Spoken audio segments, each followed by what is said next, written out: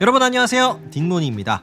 오늘은 저와 함께 미국의 찬란한 역사에 대해서 같이 한번 알아볼 텐데요.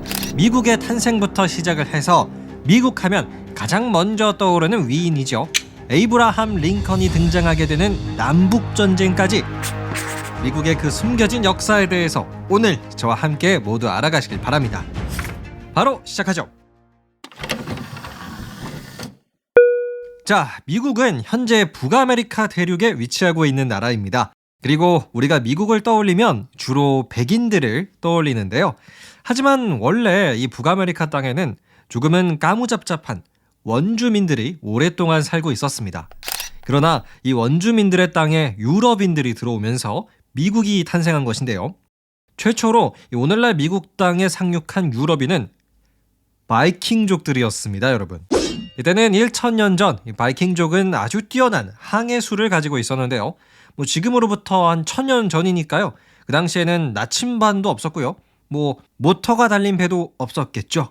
하지만 바이킹족은 나무로 만든 배 하나로 저 먼 유럽의 땅에서부터 대서양을 건너 미국의 땅에 도착을 한 첫 번째 유럽인들입니다. 그러나 바이킹족은 미국 땅에 상륙하는 것까지는 성공을 했는데요. 나름의 도시라든지 혹은 정착촌을 만들어내는 데는 실패했습니다. 하지만요, 그 뒤로부터 약 500년이 지난 1500년대에서 1600년대에 이제 본격적으로 유럽의 대항해 시대가 열렸었는데요. 그래서 수많은 유럽인들이 이 대항해 시대의 바람을 타고 미국 땅에 속속 도착하기 시작했어요. 대표적으로 스페인, 네덜란드, 프랑스, 그리고 영국, 이 네 나라가 미국 땅을 밟게 되는 유럽인들이었죠. 자, 이 네 나라들 중에서 최초로 미국 땅에 완전한 식민지를 건설하는 데 성공한 국가는 영국이었어요. 네, 미국 땅에 최초로 식민지 건설에 성공한 나라는 어디? 영국입니다. 하지만 이때 당시의 식민지 건설은 영국 정부 차원에서 움직인 것은 아니었고요. 영국의 한 민간 회사들이 도전을 한 거였습니다. 대표적으로 영국의 런던 회사라는 곳이 있었는데요. 이 런던 회사는 오늘날 미국의 동부 쪽에 식민지 건설을 주도해 나갔습니다. 그래서 1619년 정도가 되면요, 버지니아 식민지라고 해서 영국의 미국 식민지가 꽤 크게 등장을 하게 돼요. 그리고 이 버지니아 식민지에서는 나름의 독자적인 정부까지 생기죠. 하지만 이 당시 식민지를 운영하던 민간 회사는 미국 땅에 살고 있는 원주민들이랑 계속된 전쟁을 치르게 되는데요. 그 결과 돈이 부족해진 이 민간 회사들이 파산을 하게 됩니다. 그 뒤로부터는 영국 정부가 본격적으로 미국 식민지 사업에 뛰어들게 되죠. 자, 그래서 다양한 영국의 미국 식민지들 등장하게 되는데요. 대표적으로 펜실베니아 식민지, 매사추세츠 식민지, 뉴욕 식민지, 이렇게 다양하고 넓은 영국의 식민지들이 오늘날 미국 땅에 생기게 됩니다. 자, 그리고 이 과정에서 오늘날의 그 보스턴 있죠? 이 보스턴이 미국 식민지의 최대 항구로서 떠오르게 돼요. 그리고 이맘때쯤에 1636년 하버드 대학교가 처음 생겨나게 됩니다. 자, 그런데요, 여러분. 이렇게 영국의 식민지에 불과했던 미국은 어떻게 대학교를 만든다든지 항구를 발전시킨다든지 이런 자유로운 성장을 할 수 있었을까요? 참혹한 일제강점기를 경험했던 우리나라 사람들에게는 굉장히 이상해 보이는 식민지의 발전들입니다. 자, 이게 가능했던 이유는 당시 영국 정부의 정책 때문이었어요. 당시 영국 정부는 미국의 식민지에 대해서 건전한 방임 정책을 유지하고 있었거든요. 건전한 방임이 뭐냐면요, 처음부터 이래라 저래라 요구를 하지 않고 미국 식민지가 스스로 성장할 수 있게 별다른 간섭을 하지 않는 태도였습니다. 그래서 당시 미국 땅에 있었던 식민지인들 같은 경우에도요, 영국을 자신들을 지배하고 있는 나라라고 보지 않았고요, 오히려 동등한 파트너 관계로서 영국을 바라봤습니다. 자, 그리고 여기서 또 하나의 이유가 있는데요. 당시 1600년대 영국은 아주 혼란스러운 상황이었어요. 청교도 혁명, 명예혁명 등 영국은 내부적인 문제가 상당히 많아서 미국 식민지를 관리하는 데에는 좀 현실적인 문제가 많았습니다. 자, 이렇게 해서 영국의 식민지였던 미국은 점점 성장을 하게 되는데요. 이맘때쯤 미국에게 첫 번째 위기가 닥쳐옵니다. 바로 프랑스의 위협이었어요. 프랑스는 북아메리카 대륙, 오늘날의 캐나다 즈음에서부터 식민지를 점점 확장했었는데요. 이 캐나다에 있었던 프랑스 군대가 계속 밑으로 조금씩 내려오면서 이 당시 버지니아 식민지를 공격하기까지 이릅니다. 그래서 프랑스와 식민지인들, 그러니까 오늘날 미국인들 사이에 전쟁이 벌어지게 돼요. 이게 바로 프랑스 인디언 전쟁입니다. 당시 미국이라는 나라는 정식 등장하지 않았기 때문에요. 이 프랑스 인디언 전쟁이라고 불려요. 자, 그런데요 여러분, 이때 미국의 식민지인들을 잘 이끌어서 프랑스에 맞서 싸우게 했던 사령관이 있는데요. 이 사람이 바로 누구냐? 버지니아주의 평범한 농장주였던 조지 워싱턴이었어요. 훗날 미국의 초대 대통령이 되는 사람이죠. 이 조지 워싱턴은 민병대를 이끌어서 프랑스 군대와의 전쟁에 결국엔 승리를 쟁취합니다. 미국이 프랑스를 이긴 거죠. 자, 이후에 식민지 미국인들은 어떤 생각을 하게 되냐면요. 우리의 힘으로 프랑스와의 전쟁에서 이겼다. 이젠 영국의 식민 지배에서 조금 더 자유롭게 우리 미국만의 무언가를 이뤄낼 수 있겠다. 라는 생각을 하게 됩니다. 하지만 영국의 입장은 정반대였어요. 영국은 우리가 이제부터라도 미국을 완전히 지배해야겠다. 식민지 통제를 더 강화해야겠다. 라는 생각을 하고 있었어요. 영국이 왜 갑자기 이렇게 태도를 바꿨냐면요. 영국은 이때 당시 대영 제국으로 해가지고 서서히 좀 떠오를 당시였는데요. 여러 개의 식민지를 관리하고 또 다양한 전쟁까지 치르다 보니까 이 돈이 필요한 거예요, 돈이. 그런데 이 돈이 나올 수 있는 아주 좋은 구멍이 바로 미국이었던 거죠. 이전까지만 하더라도 영국은 미국에게 별다른 세금 징수를 요구하지 않았어요. 하지만 1763년 영국의 재무장관이었던 조지 그랜빌이라는 사람 이후로는 영국이 온갖 이상한 세금법을 만들어서 미국의 돈을 영국으로 가져오는 방법을 취합니다. 자, 이 이상한 세금이라고 한다면 예를 들어서요. 설탕법, 모자법, 철광법, 군대 수경법, 좀 이름만 들어도 억지스러운 세금들이 많이 만들어지기 시작을 했죠. 그러면 당연히 미국인들 입장에서는 어땠을까요? 영국에 대한 반감이 점점 세질 수밖에 없었을 텐데요. 그러던 중 이 반감에 아주 불을 지피는 사건이 터집니다. 때는 1770년이었어요. 당시 미국의 가장 큰 항구 보스턴에서 일어났던 사건인데요. 추운 겨울이었습니다. 이때 미국의 노동자와 영국의 군인이 약간 싸움이 붙었어요. 그래서 미국 노동자가 너무 화가 나가지고 눈덩이를 뭉친 다음에 영국 군인에게 던졌습니다. 네, 영국 군인이 눈을 맞았죠. 자, 이렇게 눈을 맞았으면 다시 눈덩이를 던지던가 아니면 주먹 정도만 치던가 이렇게 해야 되는데요. 이 영국의 군인은 가지고 있던 총을 들어서 그 노동자를 향해 난사를 했습니다.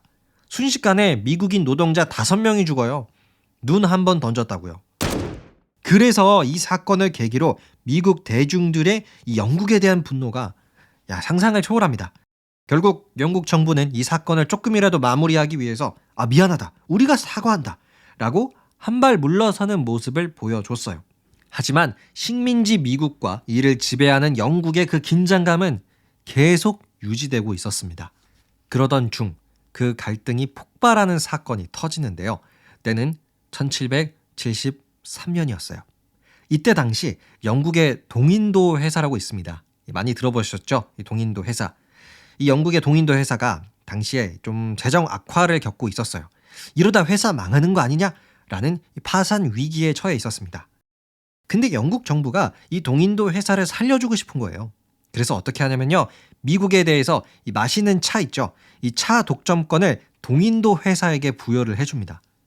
자, 그러면은요. 이미 영국에서 차를 들여오고 있는 많은 미국인들, 수입업자들, 자영업자들 이거 다 망하는 거예요. 그래서 이제 미국인들이 영국 정부에게 얘기를 합니다. 그 영국에서 싣고 온 동인도 회사의 차 우리 미국 땅에 내리지 말아주세요 라고 요구를 했어요. 근데 이 동인도 회사는 미국인들의 말을 무시하고 뉴욕과 보스턴 항구에 차를 내리기 시작합니다. 그래서 때는 1773년 12월 16일 미국의 혈기왕성한 젊은이들이 보스턴에 정박해 있던 이 동인도 회사의 배에 몰래 타요. 그리고 그 안에 들어있던 차들을 바다로 다 던져버리죠. 이게 바로 그 유명한 보스턴 차 사건입니다. 이 사건을 계기로 영국 정부가 완전히 분노해요. 야, 너네 지금 뭐 하는 거야? 그렇다고 차를 바다에 던져버리면 어떡해? 너네 이거 피해 보상할 때까지 우리가 군대를 동원해서 너네 보스턴 항구 폐쇄해버리겠어. 라고 엄청난 보복을 해버려요. 보스턴은 미국의 입장에선 가장 큰 항구잖아요. 우리나라로 예를 들면 부산항, 인천항 이런 게 폐쇄된 거나 마찬가지니까 미국의 당시 식민지 대표들이 모여서 야, 이거 도대체 어떻게 해야 할까라고 회의를 하기 시작합니다. 식민지 대표 55명이 모여서 회의를 했는데요. 영국은 미국의 이 회의를 전쟁을 하겠다라는 뜻으로 해석을 해버립니다. 그래서 영국이 식민지 미국에게 최후 통첩을 날려요. 너네 당장 항복해라. 아니면 우리랑 전쟁하든가. 그래서 미국은 이때 전쟁을 선택합니다. 당시 미국군을 이끌었던 총사령관은 아까 프랑스 인디안 전쟁에서 활약했던 조지 워싱턴이 맡았고요. 미국은 영국과 본격적인 독립전쟁을 시작합니다. 이 과정에서 한 나라가 미국을 도와줬는데요. 바로 프랑스였어요. 프랑스가 미국을 많이 도와줍니다. 왜냐하면 이 프랑스는 영국의 힘을 견제해야 됐거든요. 만약 영국이 미국 식민지를 잃어버리면 영국의 힘이 좀 빠지잖아요. 그래서 영국의 라이벌이었던 프랑스가 미국의 독립전쟁을 후원해 줬습니다. 자, 독립전쟁에서의 승리는 당연히 미국이었고요. 때는 1783년 미국은 전 세계인들에게 이제는 식민지가 아니라 하나의 나라로서 인정을 받게 됩니다. United States of America라는 미국이 등장을 하게 되죠. 여러분, 그런데 이때만 하더라도요. 미국의 영토는 이 동부 쪽에만 국한되어 있었습니다. 지금처럼 좌우로 길게 뻗어있는 대륙의 형태가 아니라요. 동부 지역 정도에서만 위아래로 뻗어있는 형태였어요. 하지만 때는 1850년 독립으로부터 70년의 세월 동안 미국은 영토를 그 서부 쪽으로 굉장히 많이 확장을 해서요. 오늘날과 거의 유사한 크기의 미국 영토를 만들어내는데 성공합니다. 그러나 때는 1861년 미국 역사상 가장 참혹한 전쟁, 가장 많은 미국인들이 사망한 전쟁, 남북전쟁이 터지는데요. 남북전쟁은 미국의 내전으로서 노예제도를 폐지하자라고 주장한 북부의 주들과 노예제도를 계속 유지하자라고 주장한 남부의 주들 간의 전쟁이었어요. 자, 당시 미국은 북부와 남부의 주들이 하는 일이 좀 많이 달랐습니다. 북부는 대표적으로 공장들, 공업화가 많이 되어 있었고요. 남부는 따뜻하고 아주 좋은 날씨 때문에 여전히 대농장, 큰 농장을 운영하고 있는 사람들이 많았죠. 근데 대규모 농장을 운영하다 보면 일손이 많이 필요하잖아요. 그래서 미국 남부에서는 흑인 노예들이 많이 이용되었습니다. 근데 이 미국이라는 나라는요, 여러분, 만인에 대한 평등, 모두에게 행복 추구권이 있다라는 의미에서 탄생을 한 나라잖아요. 근데 여전히 인권을 제외하는 노예 제도가 미국에 있다라는 건 사실상 좀 말이 안 되는 부분이죠. 그래서 미국 내에서는 노예 제도를 폐지하자라는 의견이 점점 모아졌습니다. 하지만 남부 입장에서는 우리 그럼 노예 없으면 어떻게 일하라는 거냐 하면서 결사 반대를 외치죠. 그런데 이 와중에 때는 1860년 노예 제도 폐지를 주장했던 공화당의 대통령 후보 에이브라함 링컨이 미 연합정부의 대통령 당선이 돼버렸어요. 북부의 인구가 남부보다 한 2.5배는 많았기 때문에 가능한 결과였습니다. 자, 이렇게 공화당의 링컨이 대통령에 당선이 되자 노예제를 유지하자라고 얘기했던 남부의 주들 아예 미국에서 탈퇴를 해버립니다. 미국이라는 연합정부 United States of America에서 탈퇴를 해요. 이후에 남부의 주들은 아예 독립적인 남부 연합국가를 다시 만들어요. 그래서 링컨 대통령은 이렇게 쪼개진 미국을 두고 볼 수 없다라고 하면서 하나의 미국을 되찾겠다라는 명분으로 남북전쟁을 일으켰습니다. 이때가 1861년이었어요. 대부분의 상황은 북부가 좋았어요. 인구도 2.5배 많았고 공업화된 지역이었기 때문에 무기 같은 거 만들어내는 거 북부가 훨씬 더 수월했습니다. 하지만 남부가 이 불리한 상황 속에서도 북부를 이길 수 있는 방법이 하나 있었는데요. 바로 당시 최강대국 영국을 끌어들이는 거였어요. 남부의 입장에서는 영국이 참전을 한다면 자기네들을 도와줄 것이다 라고 생각하고 있었어요. 하지만 이때 대통령 에이브라함 링컨이 아주 중요한 판단을 내립니다. 때는 1862년 남북전쟁이 한 1년 정도 지속되고 있을 그때에 링컨은 남북전쟁의 그 명분을 하나 더 추가시켜요. 그게 뭐냐면요. 바로 노예 해방령이었어요. 그러니까 우리의 남북전쟁은 하나의 미국을 되찾기 위한 전쟁이기도 하지만 우리 미국 땅의 노예라는 이런 불합리한 제도를 없애기 위한 전쟁이기도 하다라고 선언을 해버렸습니다. 그럼 영국의 입장에서는 어때요? 이거 만약에 남부 도와주게 되면 우리 신사의 나라 영국은 노예 제도를 찬성하는 나라입니다. 라는 것과 똑같은 얘기를 하는 거잖아요. 그래서 영국의 여론이 오히려 북부를 도와줘야 한다라는 쪽으로 바뀌어버립니다. 링컨이 아주 신의 한 수를 둔 거죠. 이후 남부와 북부의 전쟁은 상당히 치열하게 계속되는데요. 이 남북전쟁에서 아주 유명한 전투가 하나 있습니다. 바로 게티즈버그 전투인데요. 이 전투를 기점으로 해서 북부가 완전히 승기를 잡아요. 하지만 양쪽의 군인들 2만 명씩 이상이 사망하는 좀 끔찍한 결과를 가져오죠. 그래서 당시 에이브라함 링컨이 그 게티스버그 전투의 희생자들을 추모하는 연설을 했었는데요.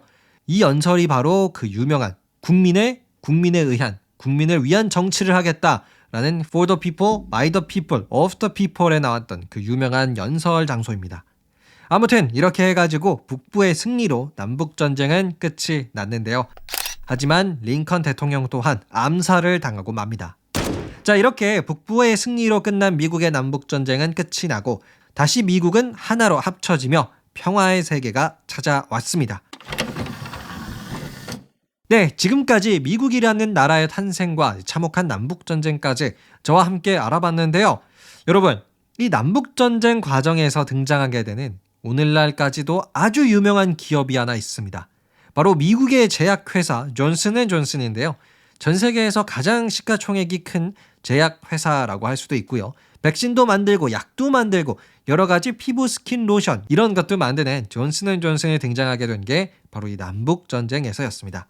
여러분, 오늘 소개해드린 남북전쟁 이야기 잘 기억해 두셨다가요. 제가 금방 또 존슨앤존슨의 이 기업 스토리까지 여러분에게 소개해드리겠습니다. 오늘 끝까지 함께 해주셔서 감사드리고요. 재미있으셨다면 구독과 팔로우도 함께 부탁드립니다. 감사합니다. 안녕히 계세요.